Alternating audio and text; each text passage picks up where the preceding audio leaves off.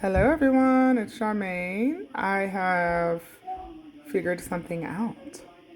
Did you know that the popcorn video that I made previously had a little glitch? Can y'all guess what it is? I figured out that the size of the pot matters.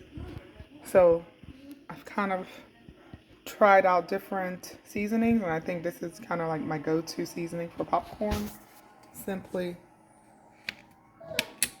make sure your pot is kind of small, not a big pot. Add your oil. This is olive oil, people. Crank up the heat a little bit. Not too high. You're going to decrease it once you're making it.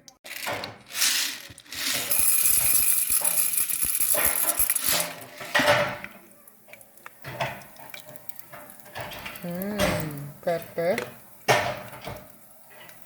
Salt to taste. Just enough. You don't need too much. And pepper.